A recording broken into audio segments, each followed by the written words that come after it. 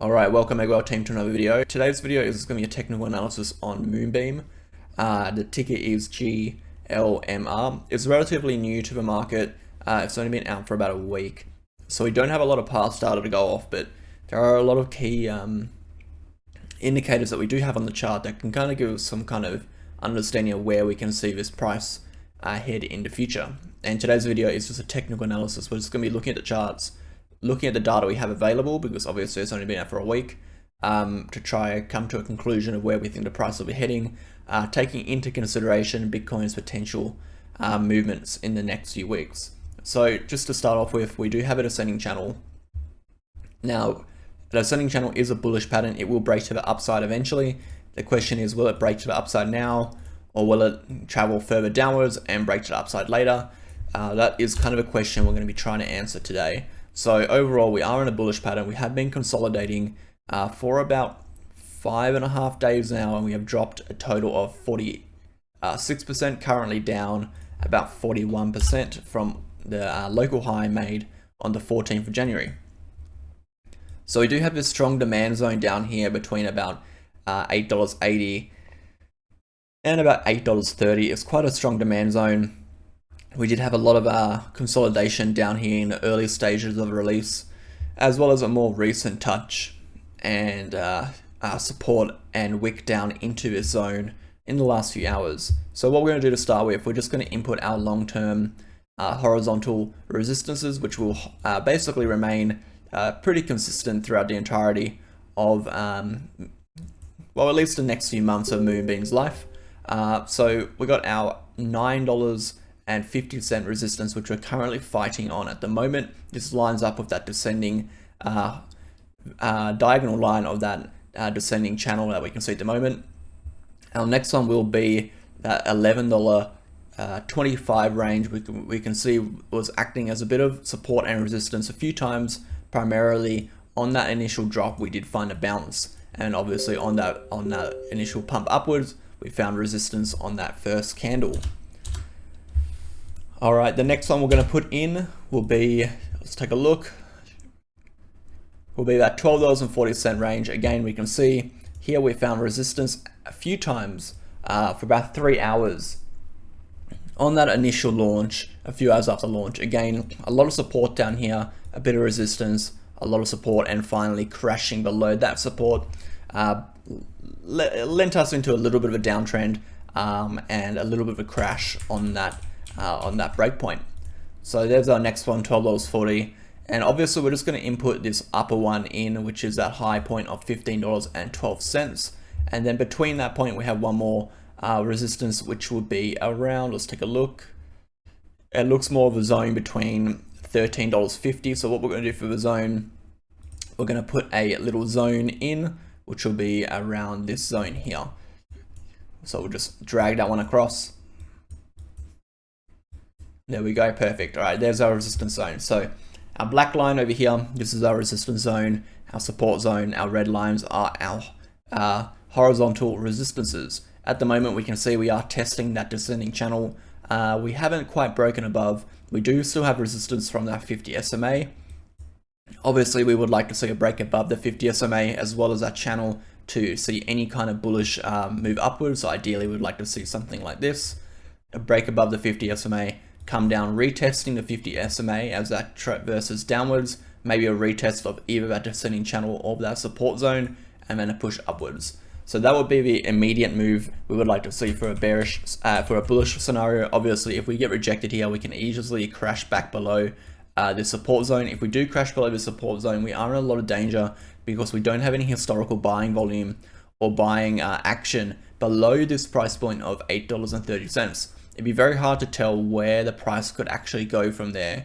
I would say ideally, if we do crash below, we would see anywhere between about $7. We can only assume that would have to come down and retest this support line, this diagonal support line of the descending channel, which will put us around $7. So that, we're just going to put a box around that real quickly. That will be our bearish target. If we do lose this support zone here, this black, this gray blackish support box, we will be looking at a target around this price zone here. So that's our bearish scenario. Not a lot of analysis is needed for that, but for our bullish scenario, we're going to have to dive into some of the technicals. So let's bring up our MACD and our RSI to start with.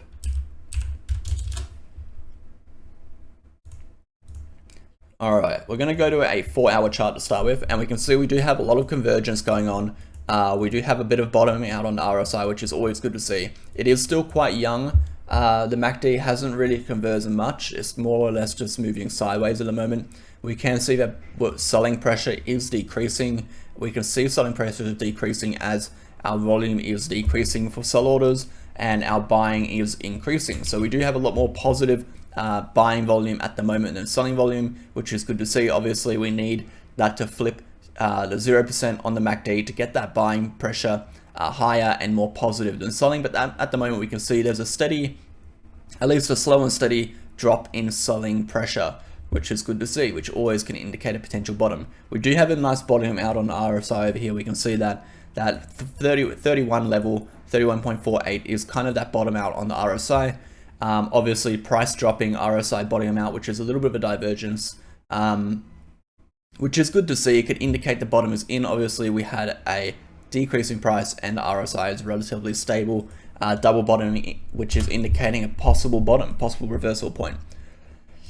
We'll go to a 2-hour chart. We can see relatively the same thing. We do have an increasing RSI now, which is good to see. If we bring a point over here to here, we do have that bullish divergence. So 17th of January, drawing a diagonal line downwards to the 18th of January, we can see that we do have a bullish divergence, and the RSI is now kind of consolidating, and we do have a little bit of positive buying volume in that last 2-hour period.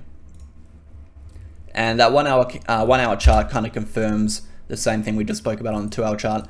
What we're really looking for now, though, particularly on the smaller time frames, is that break of that resistance. We really need to see a break of that resistance to push any higher. Let's take a look at our Ichimoku cloud. So the Ichimoku cloud, we're still in that red cloud. So right now it would not be the ideal time to buy. Our lagging span, we're going to change that one to black. Our lagging span is still underneath the clouds. Our price action is in between the clouds, which if you've looked at my how to trade the Ichimoku cloud video, you would know right now is not the ideal time to buy. We're waiting for a break above the clouds and our lagging span to get above the clouds to indicate a favorable uptrend. 30-minute chart, we're getting rejected by the SMA. We're underneath the clouds again. At the moment, it looks like for us to break this descending channel, we're going to need a lot of volume. We're going to need a pretty strong move in the market overall on Bitcoin. Let's take a look at Bitcoin. It's pushed into this zone again, but we're going to need a retest that 42,300 area and bounce it and push upwards. For Moonbeam to continue upwards, we're going to need a push higher into this zone, maybe $43,000, and we could definitely see a break of this trend, flipping that downtrend and starting a new uptrend. As for targets, where do I think Moonbeam can go? Well, obviously our red lines on this chart are our targets, our resistances and supports. We'll move back to the hour chart. We can see we do have our initial target around $11.22, $12.40. Obviously we do have this zone over here, which is also a target, and $15. Can it go higher? It can absolutely go higher than that. Let's do a little quick Fibonacci retracement. Anywhere between $20 to about $30 is definitely a target for Moonbeam. It all depends on the market. So I would not be surprised if we see some kind of move, some kind of zigzagging move up into this range here. But it would all depend on how Bitcoin goes in the next few days. Bitcoin is not in a stable position. The market's not in a stable position. We are very much in a downtrend and we are dropping rapidly. If we're unable to find support in this zone here, we will most likely continue that downtrend into that $40,000 range, which will only result in Moonbeam suffering even more. On the flip end, if we are able to push above this resistance, find support and break upwards, we would expect Moonbeam to follow suit. Anyway guys, if you have any questions, remember like, comment and subscribe. Our links in the description to our Twitter and our Telegram, and we have a 1,000 Australian dollar giveaway. All you need to do is subscribe to the channel to enter, and I'll catch you in the next one.